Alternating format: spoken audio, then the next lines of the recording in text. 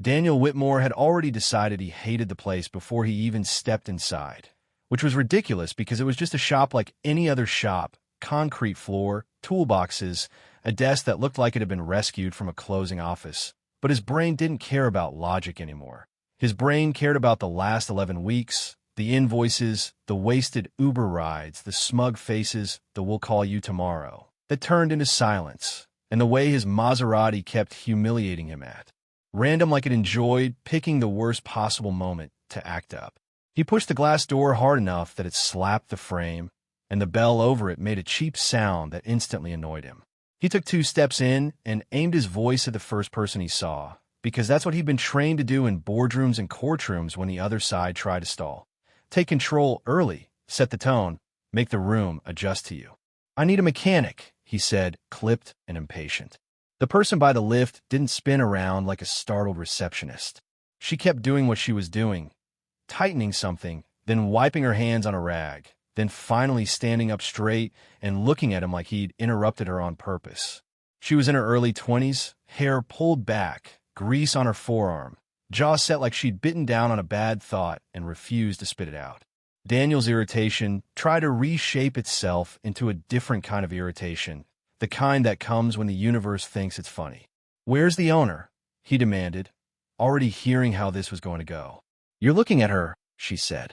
Her voice wasn't sweet. It wasn't apologetic. It wasn't defensive. It was flat in a way that didn't invite argument, which for Daniel was like someone placing a hand on his chest and pushing. "I'm Emma Carter." She nodded toward the bay door as if indicating the obvious. "Carter European Auto. You can say what you came to say." Daniel stared for a beat too long because his brain was still trying to categorize the scene into something familiar, something that matched his expectation. A middle-aged guy with a beard, maybe an older Italian guy with a thick accent, someone who looked like they had been doing this since before he was born. Not her. Not a woman this young. Not in a shop that handled European cars. Not when he was about to hand over something worth more than most people made in 2 years. He felt the familiar surge of contempt that came when fear tried to wear a tougher mask. "Is this a joke?" he said, and heard his own voice sharpen. "Because I'm not in the mood." Emma didn't flinch. "If you're here to be in a mood, go be in it somewhere else. If you're here because your car has a problem, tell me the problem." Daniel's mouth opened, then closed. He was used to staff backing down, smoothing things over, trying to keep the client happy.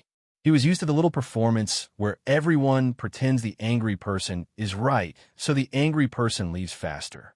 She wasn't doing any of that, and it made him more angry because part of him realized it was working. "Fine," he snapped. "My Maserati. Quattreport. It's been in 47 shops." He watched her eyebrows flick up slightly at the number, not in disbelief, more like a quick mental note. "Okay, we're dealing with a disaster." 47. He repeated, louder, because he was tired of being doubted, "including the dealership. And I'm not exaggerating. I have receipts." "I believe you," Emma said, and the simple sentence made him hesitate because he'd expected the usual dance. "Are you sure? When does it happen? Maybe you're driving it wrong." She stepped toward him, not too close, but close enough that he had to decide whether to stay planted or move back. He didn't move. "What's it doing?" "It's inconsistent," Daniel said. "It idles rough sometimes, like it can't decide what it wants. Sometimes it drives fine for 20 minutes. Sometimes it loses power on the on-ramp like it's trying to get me killed. Fuel consumption is insane. And once or twice a week it drops in a limp mode like it's punishing me." Emma nodded once. "Any warning lights?" "Check engine comes and goes. That's part of the fun." His sarcasm was bitter now, not polished. They plug in their scanners, they read codes, they shrug. They start replacing parts like I'm paying them to throw darts. And the worst part is half the time the car behaves perfectly when they test it, so they look at me like I'm either lying or stupid. Emma's eyes held on his for a second too long, and he felt the uncomfortable sensation of being seen through. "And you're not used to being looked at that way," she said. "You're used to being believed." Daniel bristled. "I'm used to facts," he said. "I'm used to professionals, and I'm used to paying for results." "Okay," Emma said. "Bring it in." Daniel blinked. "You're not even going to ask?" "You already told me enough to start," she cut in. "Pull into Bay 2. Don't rev it. Just bring it in. Daniel hesitated like a man who hated being told what to do in a place where he didn't have control, but he turned and walked back out because the alternative was admitting he'd come here just to vent, not to get help. The Maserati sat at the curb, silver, spotless, expensive enough to make people turn their heads, even in a city like Chicago where money had 1,000 ways of announcing itself. He slid into the driver's seat, started it, and felt that slight stumble in the idle that made his stomach tighten with rage, because it was already doing it, already proving his point. He pulled forward and eased it into the bay. Emma didn't compliment the car. She didn't touch it like it was sacred. She just listened, head angled, eyes on the touch like she could read the problem in the needle's tiny hesitations. Daniel shut it off and got out, slamming the door harder than he needed to. "So," he said, "what do you need? Because I'm not doing the whole. Leave it here for 2 weeks, and we'll see what we find thing." Emma walked to her desk, grabbed a clipboard, and pointed at the chair across from her without looking up. "Sit," she said. Daniel didn't sit. "I stand." "Suit yourself," Emma said, and wrote something down. "Your name is Daniel Whitmore." He paused. "How do you?" "It's on the registration you left on the dash," she said, still writing. I read. Daniel felt heat rise in his face, partly from annoyance, partly from the humiliation of being handled like a normal person with paperwork. "And you're Emma Carter," he said. "Owner." "And the mechanic," she said. "Now, tell me exactly when it started." "Not a while ago. Give me a day." Daniel rubbed his forehead, trying to remember through the fog of frustration. "After a service at the Maserati dealership," he said. "Routine maintenance. 40,000-mile service. Picked it up, drove out, felt it hesitate. Went back inside, told them. They said it was normal. The system needed to adapt. It never adapted. It got worse." Emma's pen paused. "So it started right after someone touched it," she said. "Yes. And then you chased it around the city," she said, "and 47 different shops touched it more." "Yes," Daniel repeated with a sharp exhale. "And I paid for every one of them." Emma finally looked up. "How much?" $38,000, he said, and watched her face for a reaction. She didn't gasp. She didn't widen her eyes dramatically. She just nodded like she'd expected something like that, and somehow that made him feel more exposed. "Okay," she said. "Do you have the paperwork?" Daniel's jaw clenched. "Of course I do." He reached into his briefcase. He hadn't even left it in the car. That's how trained he was to keep it with him, and pulled out a thick folder bound with a clip. The weight of it was absurd. Invoices, diagnostics, handwritten notes, recommendations typed in fonts that tried to look official. He tossed it on her desk like evidence. "Here," he said, 47 theories, 47 ways to fail." Emma flipped it open and started scanning without doing the performative thing where people pretend to read while they talk. She actually read. Daniel watched her eyes move fast, watched her turn pages, watched the tiny shifts in her mouth when she hit something that didn't make sense. "Injectors replaced," she murmured. "Fuel pump replaced. Coils. Plugs. 2 oxygen sensors. ECU ref flash. Turbo wastegate actuator. Intake cleaning. Wiring inspection." She snorted softly at that last one. "They charged you $1,200 for inspection." Daniel felt his bitterness surge. "They charged me $1,200 to tell me nothing," he said. "That's been the theme." Emma kept flipping. "And none of them fixed it," she said, not question. "No," Daniel said. "And before you say it, yes, I know what you're thinking. Maybe it's me. Maybe I'm the problem. Maybe it's my driving. I've heard it. I've heard it from men who think because they can say fuel trim with confidence, they can also talk down to me. I've heard it from the dealership manager who smiled like I was a child throwing a tantrum. I've heard it from an Italian specialist who charged me $6,000 and then asked me if I'd considered just selling the car." Emma stopped flipping. "I wasn't going to say it's your driving," she said, "but I was going to say you're angry enough that you're going to sabotage this if you don't get control of yourself." Daniel's eyes narrowed. "Excuse me." Emma leaned back in her chair. "You came in here ready to fight," she said. "I get it.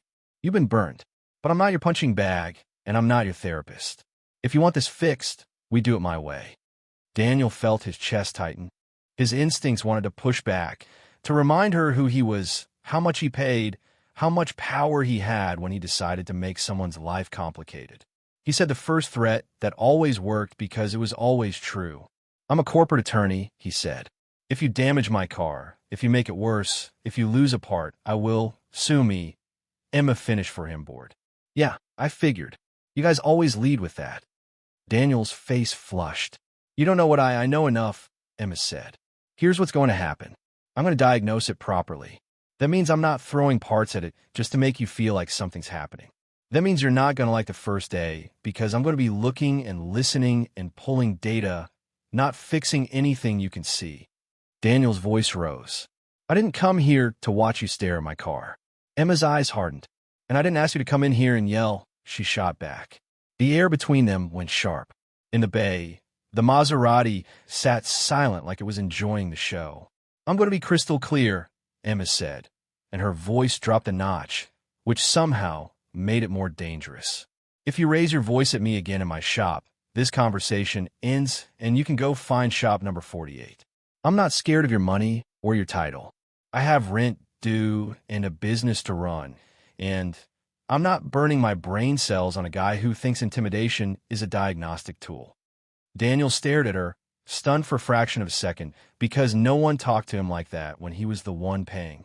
Then the anger tried to rise again, and underneath it, something else. Relief, the kind he hated because it meant he was letting go of control. "Fine," he said, clipped. "No jilling. Diagnose it. But I'm not leaving it here for a week without updates." Emma nodded once. "You'll get updates," she said. "Daily." "Good," Daniel said. "At 6, Emma added. 6 p.m., sharp. You can come by, you can ask questions, you can get a report. Not every hour. Not random drop-ins while I'm under the car. 6. You want control? You get a time slot like everyone else." Daniel almost laughed because the audacity of it was insane, and yet it felt fair.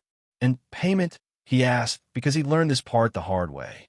"I'm not paying another diagnostic fee for someone to tell me they don't know." Emma's mouth twitched, not quite a smile. "Then don't," she said. "Here's my offer. If I fix it, you pay my rate. If I don't fix it, you pay nothing. Not for the diagnosis, not for my time." Daniel blinked. He'd expected a contract, a deposit, something that protected the shop from him. This did the opposite. It put risk on her. "That's stupid," he said automatically. "Maybe," Emma replied. "But it's honest. And it's the only way you're going to stop assuming I'm trying to milk you. Because I'm not. I don't have time to play games." Daniel looked at her hands, at the grease under the nails, at the way she held the pen like it was a tool, not a decoration. He felt the folder on her desk like a pile of his own failures. "What's your rate?" he asked. $150 an hour on a car like that," she said. "If it takes me 20 hours and I fix it, you'll pay $3,000. If it takes me 40, you'll pay 6. But you won't pay a dime if I can't solve it." Daniel's mouth tightened. He'd paid more than that for inspections. "And you're okay with losing that time?" he said. "If you fail." Emma's eyes stayed on his. "I'm okay with betting on myself," she said. "Are you okay with letting me work?" The question landed heavier than he wanted. Because that was the real issue, wasn't it? Not money. Not even the car. Trust. Daniel exhaled through his nose. "You have 7 days," he said, because he needed a boundary too. 7 days, and I need my car back if you can't do it." Emma nodded. 7 days is fine," she said. "But I'm not promising it'll be fixed in 7 days. I'm promising you'll have an answer in 7. Either I've got it or I don't." Daniel leaned forward, palms on the desk, feeling the old courtroom instincts kicking again. "And if you do have it," he said, "I want it in writing. What you found. What you did. Because if this ends up being the dealership's fault, you can go sue them with your report," Emma said, cutting him off. "Yeah, I figured." Daniel hesitated, then did something that surprised even him. "Why should I trust you?" he asked, and his voice wasn't a threat this time. It was tired. Emma tapped the folder. "You shouldn't," she said. "Not yet. Trust is earned. But you can trust the process. The process is simple. I don't guess. I verify. I don't replace parts unless the data says the part is the problem.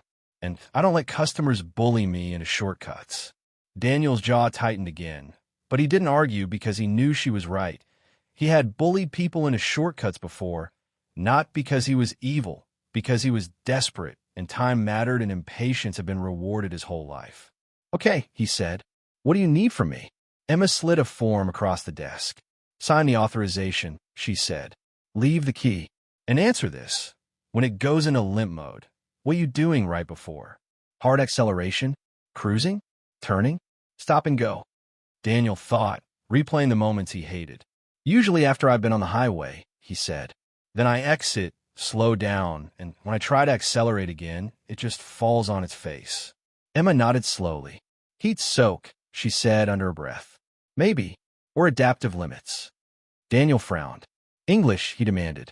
Emma looked up. "Not yet," she said. "You want answers? I need data." She stood, walked to the Maserati, and opened the hood. Daniel followed, unwilling to sit, unwilling to be excluded from what was happening to the thing he'd poured money into. Emma didn't do the ritual of admiration. She hooked up an OBD tool with quick, practiced movements, then started the car and watched the live data stream on her tablet. She asked him questions in rapid fire. "Any aftermarket mods? No. Any fuel additives? No. Any recent battery replacement? No. Anyexiden? No."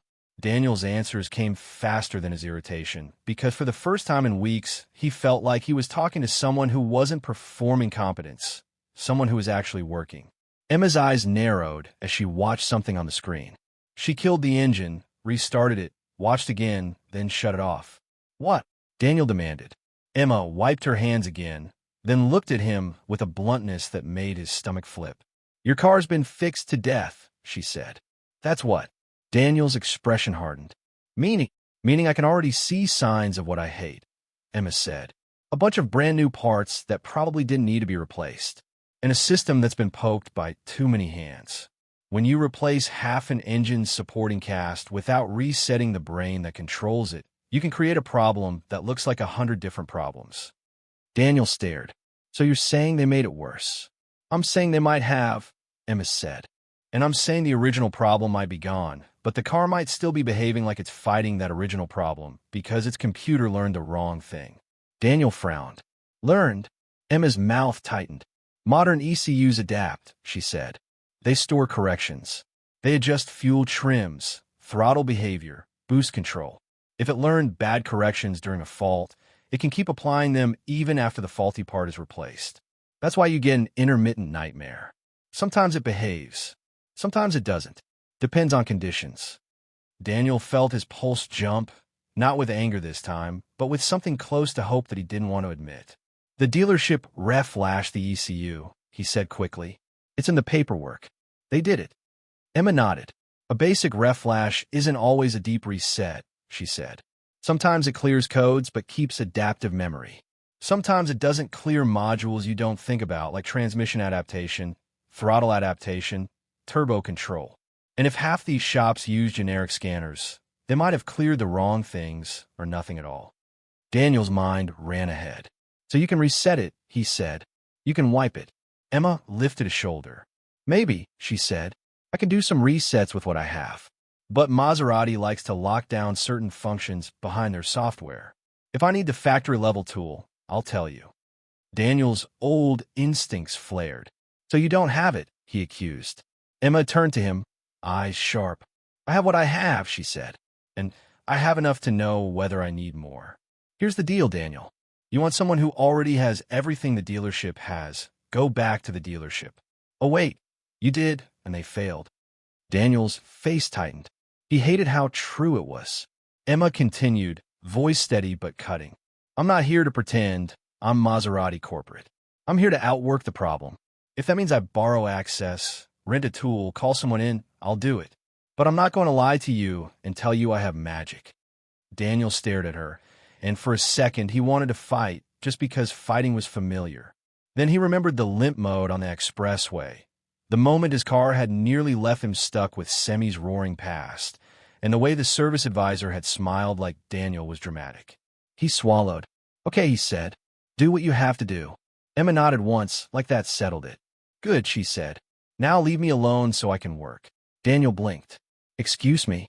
"You heard me," Emma said. "You want results? You don't stand over my shoulder asking for a play-by-play. 6 p.m. You get your report.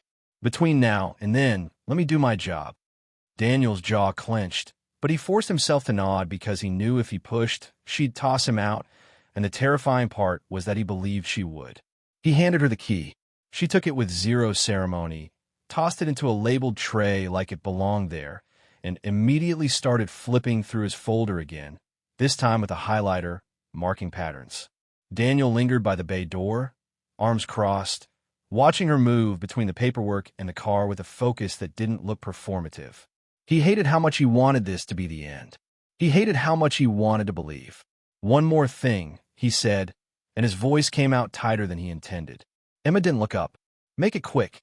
If you fix it," Daniel said, "I'll pay." "I'm not the problem." Emma finished, looking up now. "I'm not assuming you're the problem," she said. "I'm assuming you're exhausted and scared you'll get played again. That's normal." Daniel swallowed, the words hitting too close. Emma's voice stayed blunt, but it wasn't cruel. "What's not normal is you walking into a place you need help from and trying to dominate the person who can help you. If you can keep that under control, we'll be fine." Daniel stared at her for a long second, then nodded once, stiff. "6, he said. 6, Emma repeated. Daniel turned and walked out before he did something stupid like say thank you. In the car service world, thank you sounded like weakness. He stepped onto the sidewalk, and, as the shop door clicked shut behind him, he realized his hands were shaking slightly, not from rage, but from the strange feeling of putting his problem into someone else's hands again. He pulled out his phone, ready to call his assistant, ready to schedule his afternoon around anything except this. But his screen lit up with a calendar reminder for a meeting he'd been dreading, and he paused, staring at it, thinking about the folder sitting on Emma's desk and the number on it, 47. He could still hear her voice in his head, steady and unafraid. "Trust the process. In 7 days, you'll have an answer." For the first time in weeks, Daniel felt something shift, not solved, not fixed, just shifted. Like maybe the story wasn't over, like maybe shop number 48 wasn't another punchline, and he hated how much he wanted that to be true. At 6 o'clock sharp, Daniel was back, and this time he didn't slam the door. He walked in fast, controlled, jaw tight like a man who had spent the entire afternoon pretending he wasn't thinking about a car sitting in someone else's hands. Emma was under the Maserati when he arrived, tablet on a rolling cart beside her, live data frozen on the screen. "You're early," she said without sliding out. "It's 5:58, Daniel replied. "That's not early." She rolled out from under the car, stood up, and wiped her hands. "No small talk. No fake as might." "Good," she said. "Let's talk." Daniel folded his arms automatically. "Tell me you found something real." Emma picked up the tablet and turned it toward him. "I found patterns," she said, "and I found inconsistencies in the previous diagnostics." Daniel exhaled sharply. "In English?" Emma nodded once. "Your car isn't randomly failing. It's reacting. The issue spikes after heat soak, long highway drive, then sudden deceleration, then throttle input. That's when the fuel trims overcorrect and boost control lags. It's not mechanical failure. It's adaptation stacking on top of adaptation." Daniel stared at the numbers on the screen like they might rearrange into clarity. "So you're saying it's software?" "I'm saying the system learned the wrong behavior at some point," Emma said. "Probably right after that dealership service. Something triggered a fault. The ECU compensated. Then parts got replaced without clearing the deeper adaptive tables. So now the car is fighting ghosts." Daniel's jaw tightened. "The dealership told me they ref-flashed it." "They probably did a standard ref-flash," Emma replied. "That doesn't always wipe long-term adaptive memory across all modules. And with 47 different shops clearing codes inconsistently, you've got corrupted behavior layered over itself." Daniel ran a hand through his hair. "So why didn't anyone else see this?" Emma's eyes met his. "Because replacing parts is faster than admitting you don't understand a pattern. And because intermittent problems make technicians look stupid. Nobody likes looking stupid." Daniel let that sink in. "And you?" he asked quietly. "You don't mind?" Emma's mouth tightened slightly. "I mind failing. I don't mind taking the time not to." Silence hung between them for a second, heavier this time, but not hostile. Daniel stepped closer to the car. "So what's the move?" he asked. Emma leaned against the workbench. Step 1. Full system audit. Not just engine.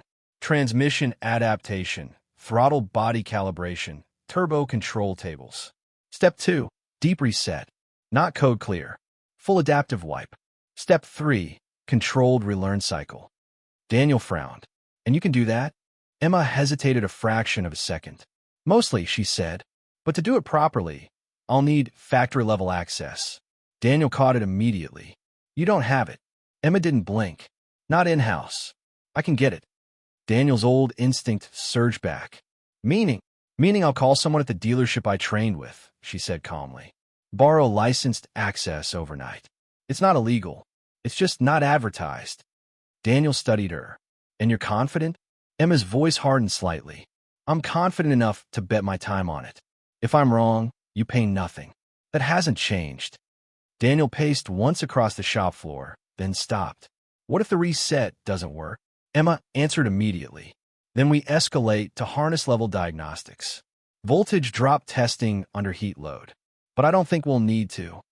Daniel looked at her like he was trying to read whether she was performing confidence or actually had it. You sound sure, he said.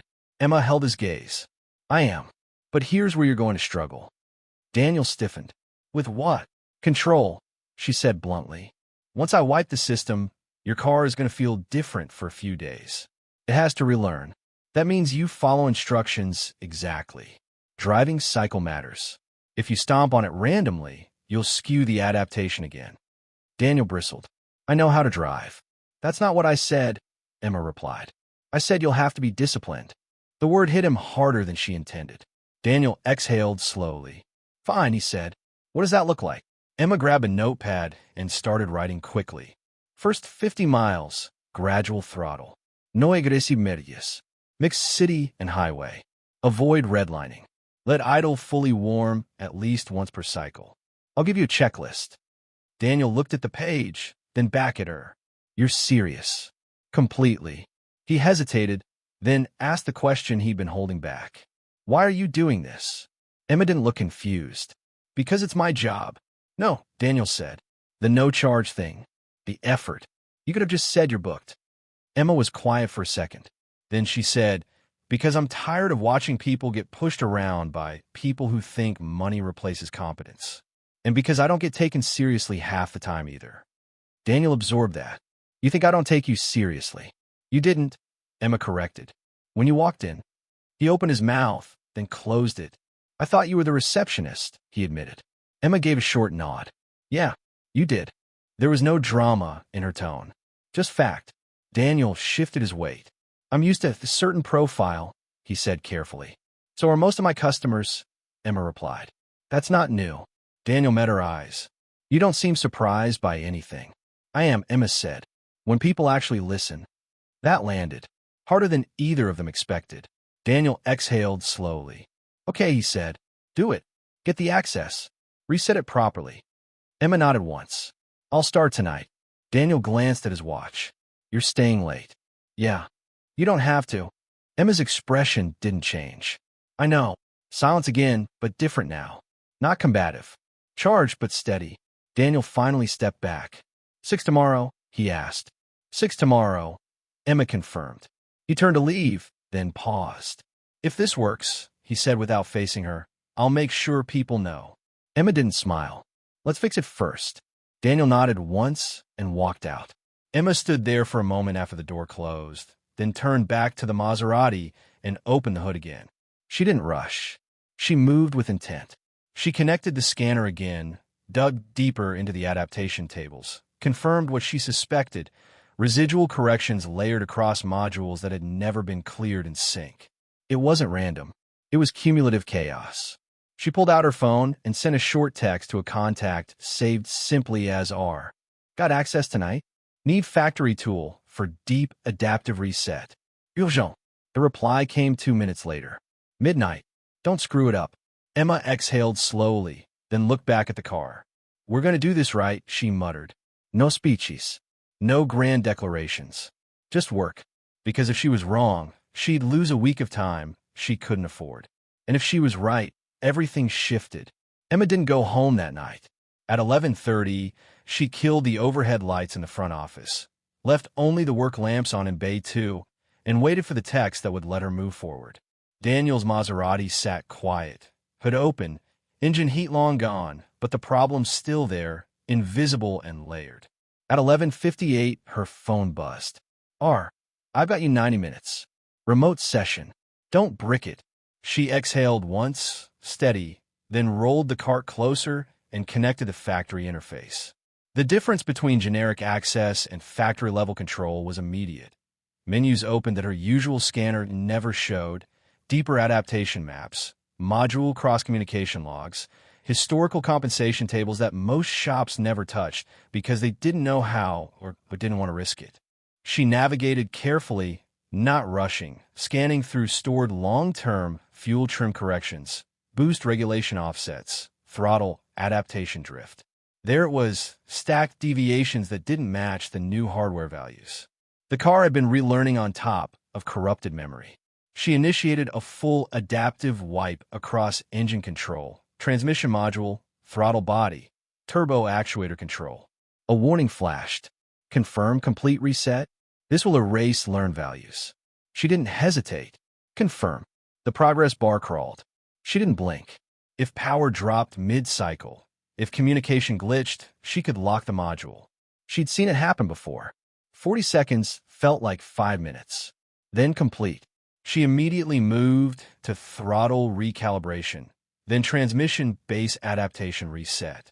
She followed every step the factory documentation required, not skipping, not assuming. When the session clock hit 78 minutes, she was already running the final verification. Or texted, 5 minutes. She disconnected cleanly, shut down the session, and powered everything off in the correct sequence. Then she leaned back in the rolling chair and just breathed once. But she wasn't done. Resetting was only half the fix. The system needed to relearn properly. At 4:45 a.m., she started the Maserati. The idles sounded different, smoother but raw, like it had been stripped down to factory instincts. No store trims, no compensation. She let it idle 10 minutes, watching live data. Fuel trims near zero. Boost request aligned. No misfeed accounts. Good. She backed it out and began the control drive cycle while the city was still quiet. 5 minutes idle. 10 minutes steady under 50 miles per hour. Gradual srate l'incrisis. No espiques. Maintain 60. Decelerate gently. Repeat. She watched the tablet mounted beside her, eyes flicking between road and data. At mile 23, the engine hesitated, just a flicker. Her grip tightened. She eased off, maintained steady throttle, watched the trims adjust. It stabilized. She kept going. By mile 48, long-term fuel trims were normalizing within expected range. Transmission adaptation was aligning. No limp mode. No surge. No lag. She didn't celebrate. Not yet. She returned to the shop just after 6 a.m., ran a full shutdown and restart cycle 3 times. No failed. No error codes. Nothing pending. For the first time since she'd opened the folder the day before, she allowed herself a small nod. At 5:59 p.m., Daniel walked in again. He looked sharper today, suit jacket still on, expression guarded. Report, he said.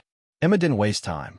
I performed a full adaptive reset across engine, throttle, transmission, and boost control. The previous shops cleared codes, but didn't wipe learned compensation tables. Your car was overcorrecting based on outdated data. Daniel watched her face carefully. And? She held up the key. It's clean. No stored faults. No pending faults. I ran the relearn cycle this morning. Daniel didn't take the key immediately. You drove it. Yes. How far? 52 miles. He studied her like he was looking for ego. And Emma's tone stayed even. It behaved exactly how it should. Daniel took the key slowly. I want to drive it, he said. Good, she replied. We'll go together. He paused, surprised. Why? Because if something feels off, I need to see it in real time. He hesitated, then nodded. They got in the Maserati. Daniel started it. The idle was steady. He frowned slightly, like he didn't trust calm. It sounds different, he muttered. Because it's not fighting itself, Emma replied. They pulled out into traffic. Daniel kept his foot light at first, then merged onto the highway. 60, 70. He waited for the hesitation that had haunted him for weeks. Nothing. He exited, slowed, then pressed the accelerator firmly like he used to. The engine responded instantly, smooth and clean. No luck. No limp mode. His jaw tightened. Not with anger now, but with disbelief. Again, he said quietly. He circled back onto the highway, pushed harder this time. The car responded without complaint. Emma monitored live data on her tablet. Fuel trim stable, she said calmly. Boost tracking target. Transmission adapting normally. Daniel drove in silence for several minutes, testing every scenario that had previously triggered failure. Stop and go. Sudden acceleration. Rolling merge. Nothing. Finally, he pulled into a side street and stopped. He didn't turn off the engine. He just sat there, hands on the wheel. It feels like when I bought it, he said after a long pause. Emma didn't smile. That's the point. Daniel shut the engine off, then restarted it.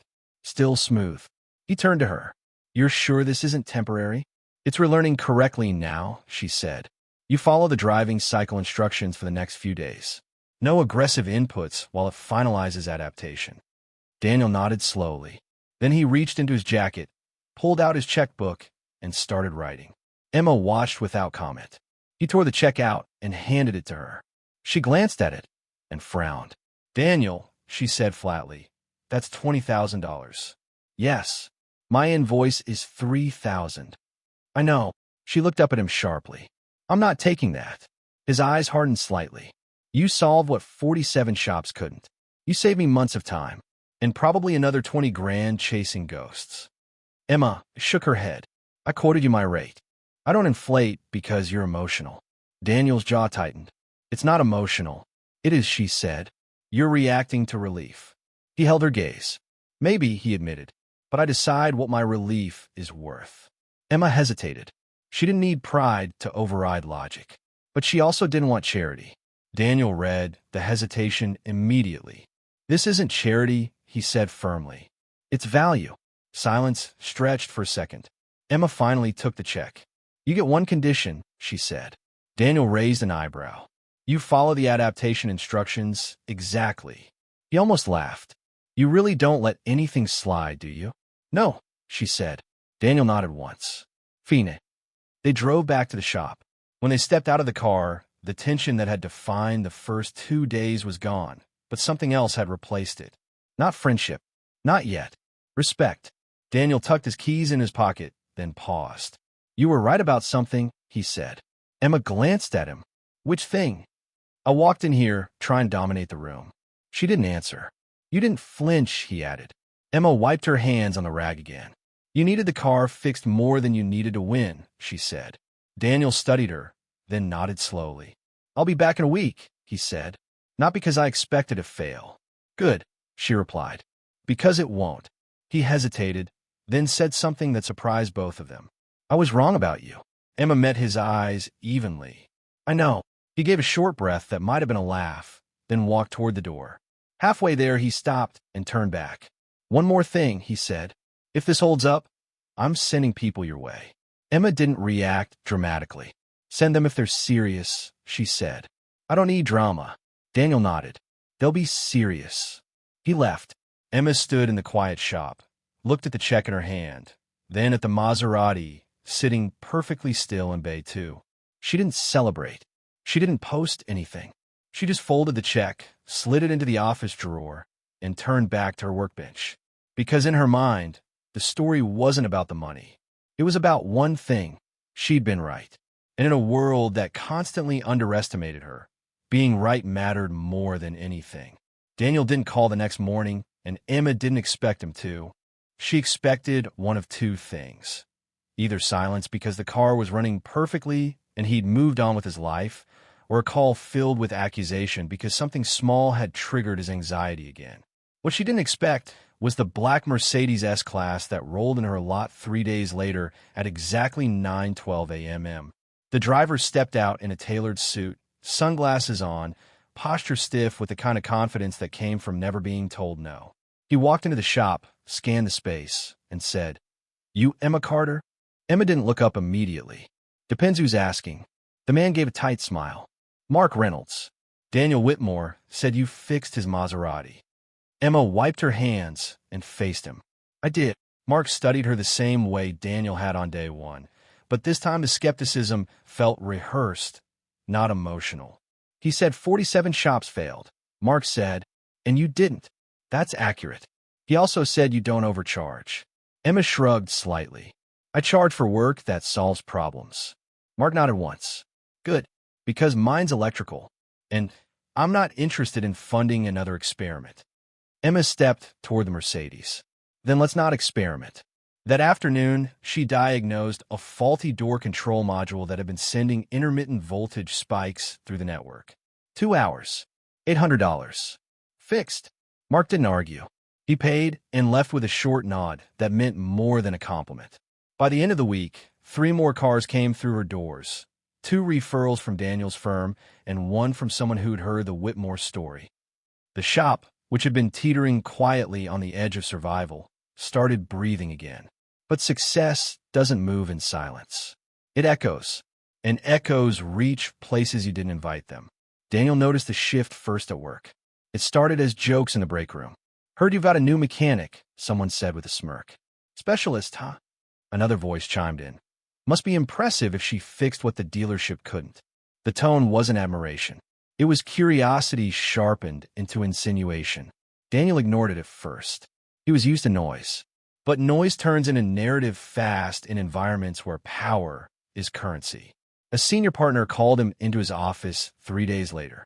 Daniel, the partner began casually, I've been hearing interesting things. Daniel remained standing. About your association with a mechanic. The word hung oddly in the room. Daniel's jaw tightened. She fixed my car. That's the association. The partner leaned back. That's not how it's being framed. Daniel felt the familiar flash of anger, but he didn't let it rise. How is it being framed? As a distraction, the partner said smoothly. As a midlife pivot. As questionable judgment. Daniel's eyes went cold. My billable hours are fine. My case outcomes are fine. My judgment is fine. The partner smiled thinly. Perception matters. Daniel left that office with something heavier than irritation. He'd spent 15 years building a reputation for precision, for dominance in negotiation, for never being the one caught off guard. And now whispers about a mechanic were being used to measure him. That evening, instead of going straight home, he drove to Emma's shop. The Maserati had been flawless for 5 days. No hositashchen, no limp mode. Perfect response. He parked and walked in without calling ahead. Emma looked up from under a BMW hood and frowned slightly. It's not 6, she said. I know. She stepped out from under the car. Problem? No. Then what? Daniel hesitated. He wasn't used to explaining himself outside of structured argument. Word spreading, he said finally. Emma crossed her arms. That's how referrals work. Not like this. She watched him carefully. Define like this. Daniel exhaled slowly. They're not talking about the car. They're talking about me. Emma didn't react dramatically. And they're implying there's more to it. Silence. Emma held his gaze without flinching. Is there? She asked evenly. Daniel blinked, caught off guard by the directness. No. Then let them imply. Daniel shook his head. It's not that simple. In my world, implication becomes leverage. Emma's voice stayed level. In mine, implication becomes background noise. You can't control what people say. Daniel stepped closer. You don't understand the kind of environment I operate in. Emma's expression sharpened slightly. No, she said. I understand exactly the kind of environment you operate in. I just don't operate scared of it. The words hit harder than intended. Daniel felt his pride push back. I'm not scared. You came here to talk about rumors, Emma said calmly. That's not fear. Daniel opened his mouth, then closed it. The shop was quiet except for the hum of the compressor in the corner. They're questioning my judgment, he admitted. Emma tilted her head slightly. Your judgment fixed your car. Daniel's jaw tightened. They don't see it that way. Then they're not the ones who were stuck on the side of the highway, she replied. The simplicity of that sentence stripped away the ego layer Daniel had been wrapping around the issue. He ran a hand over his face. This could affect my position, he said. Emma's voice stayed steady. So you have a choice. Daniel looked at her.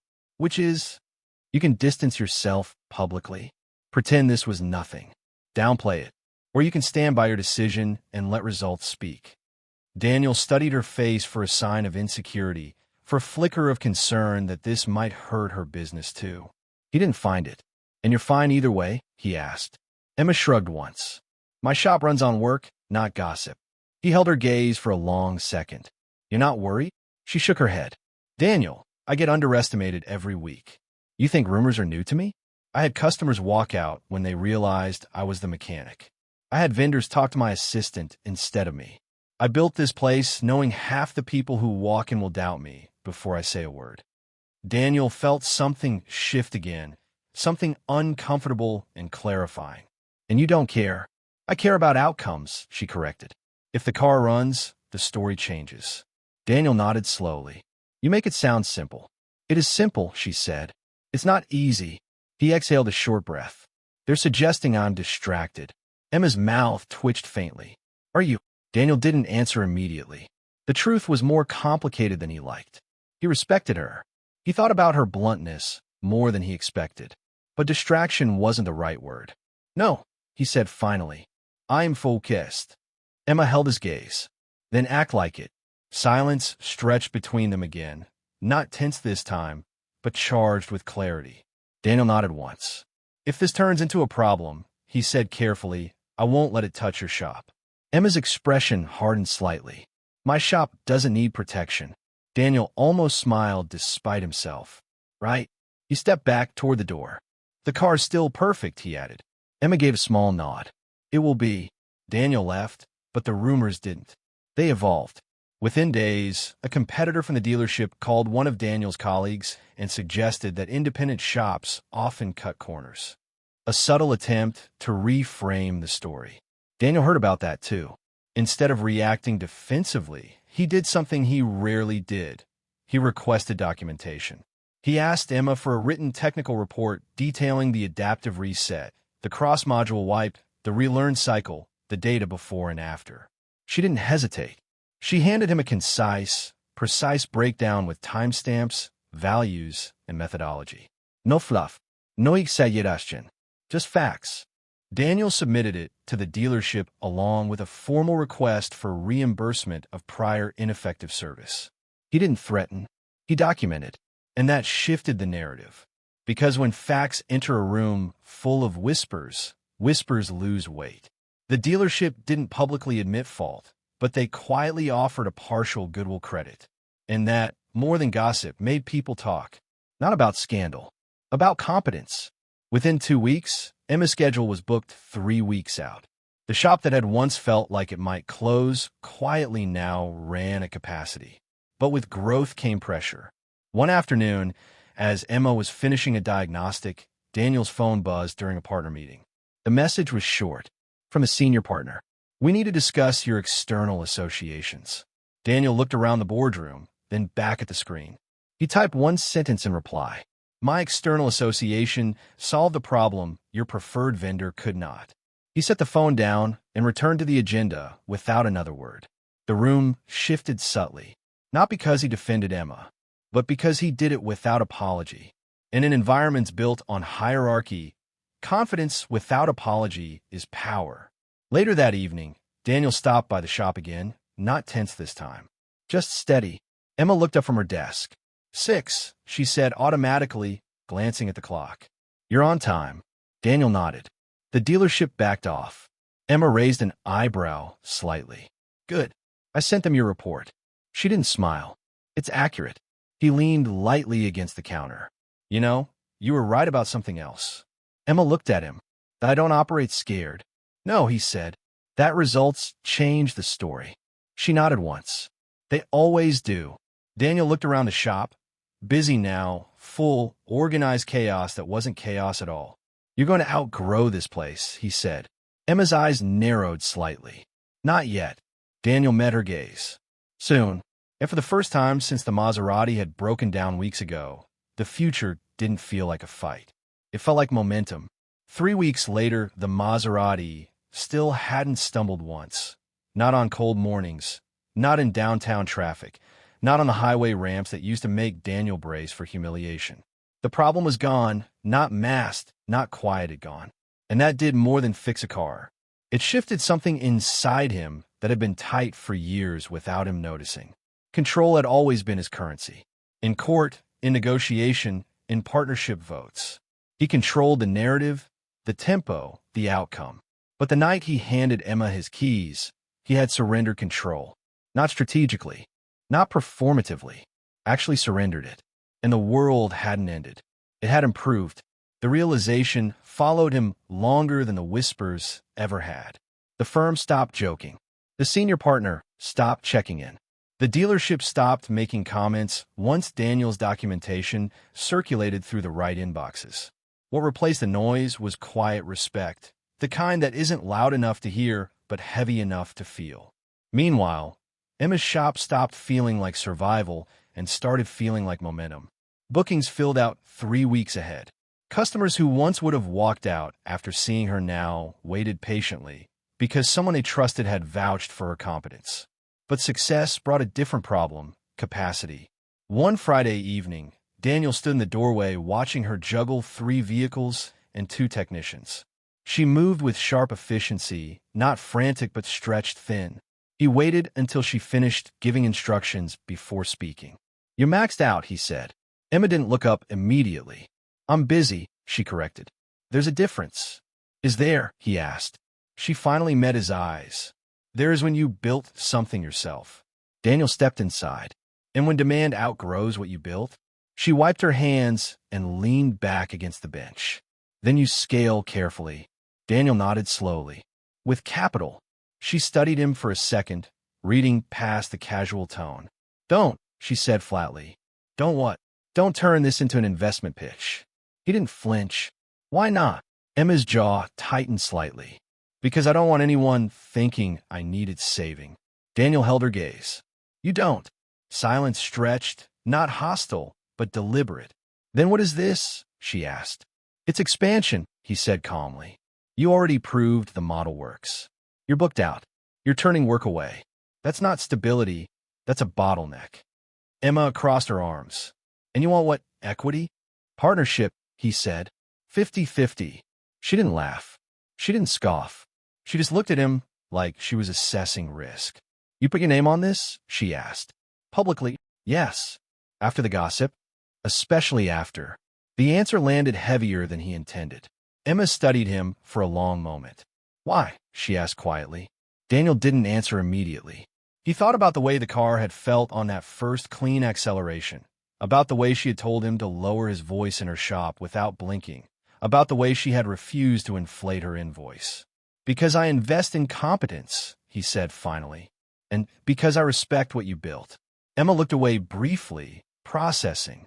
"You realize if we do this," she said slowly, "this stops being just about fixing cars." "It already is," Daniel replied. She let that sit. "What are you proposing?" she asked. Daniel stepped closer to the desk, voice steady. "We secure a larger facility, expand to multiple bays, bring in 2 more trained techs, create a training program, structured, especially for women and minority mechanics who get sidelined in this industry. You run operations. I handle legal structure, contracts, vendor negotiations. We build something that doesn't just survive. It sets a standard." Emma's eyes narrowed slightly, not in suspicion, but in calculation. "And control?" she asked. Daniel didn't hesitate. "Shared." She searched his face for ego. Didn't find it. "You'd have to accept something," she said. "What?" "In this space," she said evenly, "I lead." Daniel nodded once. "Good." The simplicity of the exchange said more than a contract could. 2 months later, the lease was signed on a larger warehouse 2 blocks down. Carter and Whitmore Performance Auto. The name had sparked a small debate, but Emma insisted hers come first. Daniel hadn't argued. Renovations moved fast. Equipment arrived. 2 additional lifts were installed. A training board went up on one wall outlining apprenticeship criteria and a clear advancement ladder. No favoritism, no hidden gates. On opening day, there were no ribbon cuttings, no stage press. Just customers, engines, work. The Maserati sat near the entrance. not as a trophy, but as a reminder. A small metal plaque beneath it read, "When 48 failed, one chose to think." No drama. No exaggeration. Just fact. Over time, the story changed shape. It stopped being about the rich attorney who got humbled. It became about the shop that fixed what others couldn't. Young women started applying for apprenticeships after hearing Emma speak at a local trade school. Vendors who once ignored her now asked for meetings. Daniel's firm stopped whispering and started referring corporate fleet issues directly to Carter and Whitmore. Respect didn't explode overnight. It accumulated quietly, transaction by transaction.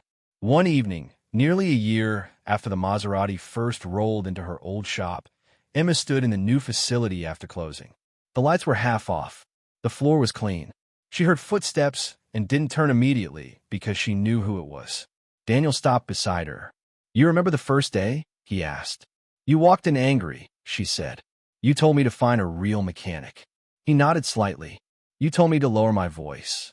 "You needed it," she replied. He looked around the expanded space. "If I hadn't walked in that day," he said quietly, "this wouldn't exist." Emma shook her head once. "If you hadn't walked in, someone else would have. The shop was always going to grow." Daniel studied her profile. "You really believe that?" "Yes," she said, "because the work was always solid." Silence settled, comfortable now. "You changed something in me," Daniel said after a moment. Emma glanced at him. "I fix your car." "No," he said. "You forced me to stop leading with intimidation." She considered that, then shrugged slightly. "That wasn't my goal." "Doesn't matter," he said. Emma leaned back against the railing, overlooking the shop floor. "You changed something too," she admitted. Daniel raised an eyebrow. "Yeah. You made me realize I don't have to shrink just because someone powerful walks in the door." He let out a quiet breath that might have been a laugh. "You never shrank." "I used to," she said simply. He didn't argue. The Maserati gleamed faintly under the lights below them. It wasn't the most expensive car in the building anymore. It wasn't even the most complex. But it remained the pivot point, the moment two people had stepped into conflict and come out aligned. 5 years later, Carter and Whitmore had 3 locations across Illinois. Over 80 apprentices had completed the training program, more than half of them women or from communities that had never been invited into high-performance automotive spaces before. The firm Daniel worked for stopped calling it a distraction and started calling it a strategic asset, and the Maserati still ran flawlessly. Sometimes Daniel would drive it past the old neighborhood where the first shop had stood, not out of nostalgia, but as a reminder. Control isn't always about raising your voice. Sometimes it's about trusting someone who doesn't flinch when you do. One late evening, after closing the newest location, Emma locked up and walked toward her car. Daniel was already there, leaning against the hood, not in a suit this time, just a jacket, sleeves rolled up. "Everything good?" he asked. Emma nodded. "Always something to fix," she said. "That's the point." He smiled faintly. "You ever think about what would have happened if I'd gone to shop 48 instead?" Emma opened her car door, paused, then looked at him. "You'd still be angry," she said, "and your car would still be broken." He laughed softly at that. She got into the driver's seat, then rolled the window down before pulling away. "Daniel?" "Yeah." "Next time you walk into a room," she said calmly, "remember you don't have to dominate it." He nodded once, thoughtful. "I know." She drove off, taillights fading into the streetlights. The shop lights dimmed behind him, but the building didn't feel like an ending. It felt like proof. Not that miracles happen, not that the underdog always wins, but that competence, backed by courage and a refusal to bend under intimidation, can shift more than one machine at a time. And sometimes that's enough.